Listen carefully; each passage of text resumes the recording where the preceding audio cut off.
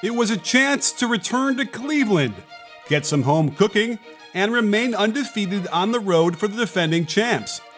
But the Cavaliers didn't just roll over and bow down to the king, battling to take the lead at the end of 3 quarters. That's when mistakes were made. You never want to poke the bear, wake the giant, or insult the king. And that's what happened after this miss, as some unfortunate soul decided to talk some trash, and that's all it took to set LeBron James off.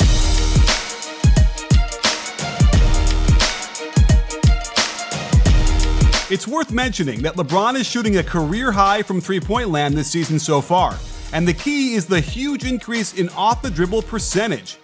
Since these are the more difficult three-point shots, it's probably not going to last. However, one difference I noticed going to his left last night, he utilized the right-left footwork, which is a very traditional way most players are taught.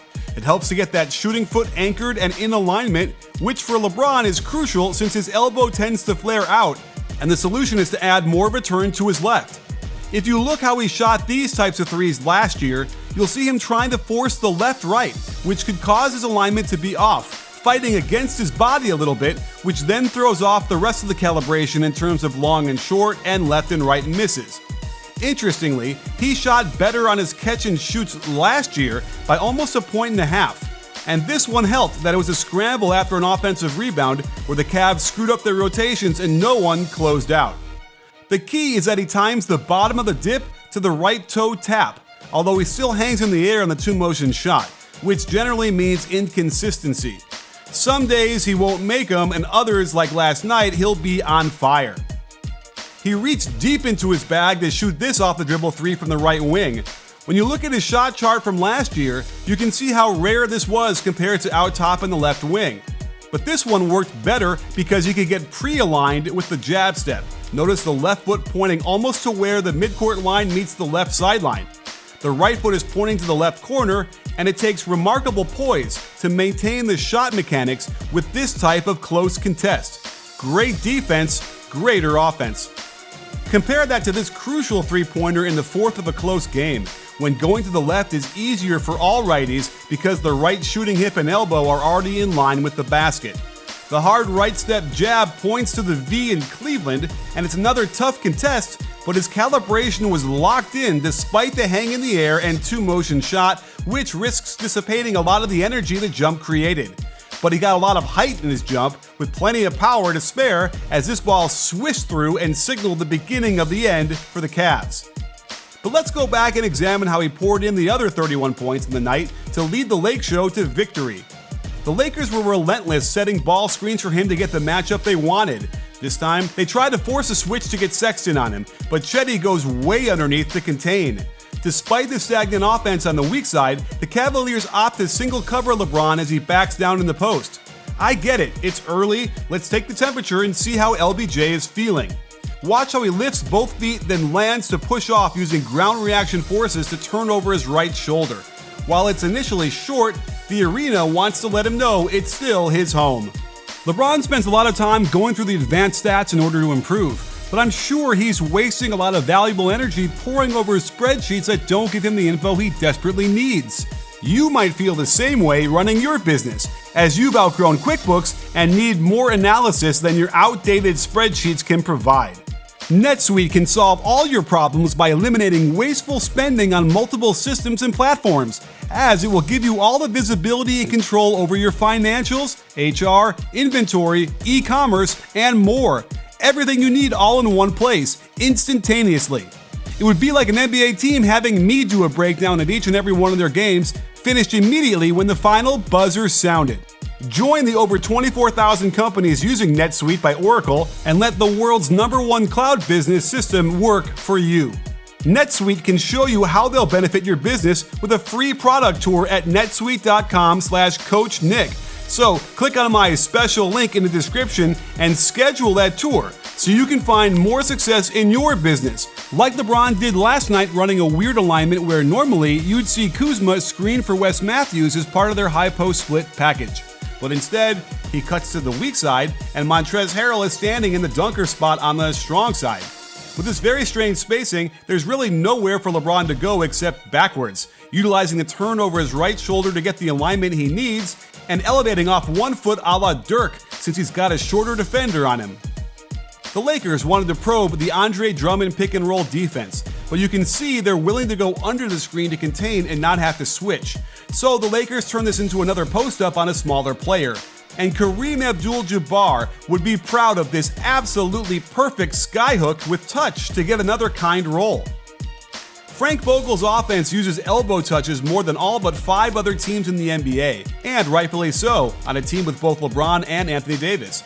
This horn set usually calls for a double pin down for LeBron coming out of the corner, but because Okoro is way too close to him on the weak side like this, it enables LeBron to just body him out of the way for the nice feed and gentle finish. LeBron wants to be as nice to the rim as the rim is to him, I guess. Another horn set, but this time LeBron starts at the elbow instead of the corner. And I love this action. The point guard screens into a dribble handoff by Davis, and LeBron has got 8 feet of space going to his preferred left for the wide open shot from 22 feet. This time they've got him in the corner on horns, but on the same side as AD, which triggers the handoff and 2-man game. Notice how difficult it is for him going to his right to get proper alignment this way. He needs happy feet in order to get the turn, but with Okoro going underneath the screen, he's got plenty of time to light it up. At the end of the first half, he got his obligatory attack out top, this time when Caruso sets the ball screen as the Lakers clearly want to get Dylan Windler involved in defending this. LeBron just throws the ball out in front on the crossover, and it was over by the three-point line, as Jarrett Allen didn't want to leave AD in the corner, and LeBron finally lets the rim know who's boss. But it was a similar play at the end of the third where they tried to attack Windler again, but the Cavs were able to get him out of there. However, the ISO drive turnaround fadeaway ended up being released after the horn, prompting someone in the Cavs front office sitting in the stands to talk some trash. We don't know what was said, but LeBron clearly took it as motivation. Not much needed to be said after this knowing nod of the head.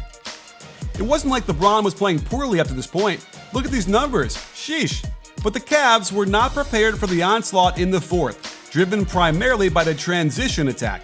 Of course, it's always nice to get a fast break started by a blatant foul on a shot at the rim like Kuzma did here, and I like how LeBron is so under control, taking his time to size up the 3-on-2 before splitting the defenders with a nice euro. Now, I hate the high rip-through when the elbows get to the face level of the defender.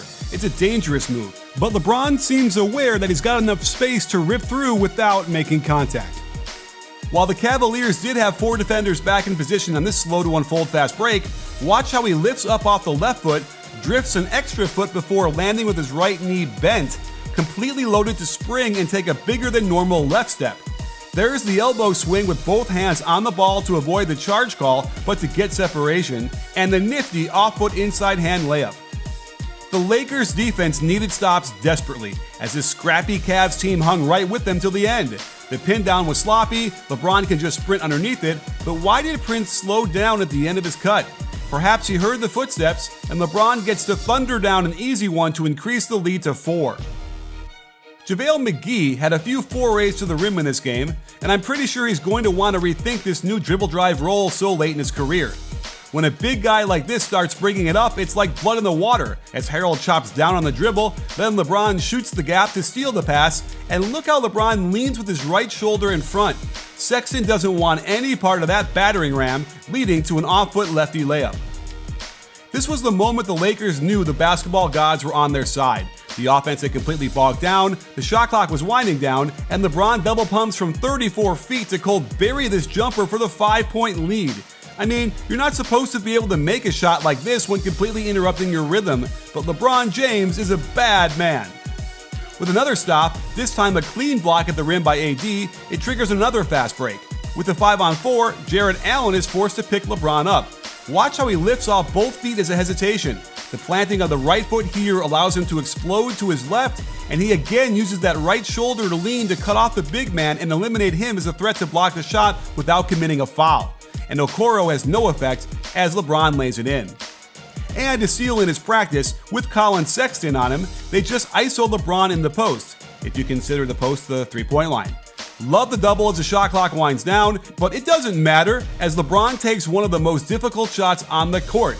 over the left shoulder, fading away from 18 feet over the 7-footer contesting, and puts an end to this game a minute early. Sitting atop the Western Conference, the Lakers don't have much to worry about the way they're rolling. LeBron is averaging the second most points per 36 of his career, is lighting it up from three-point land, and has a mastery over the game as he increases his mental advantage over the competition, and his physical gifts are holding up just fine. It might be cause for a little concern that they needed so much from him in 38 long minutes to overcome this Cavs team, but don't be surprised when you see the Lakers in the finals again, and this guy hoisting another trophy.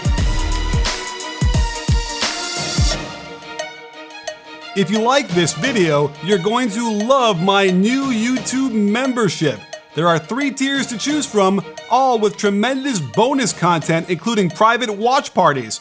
Join me for the next time these two play, and you can come on the show as well. You in?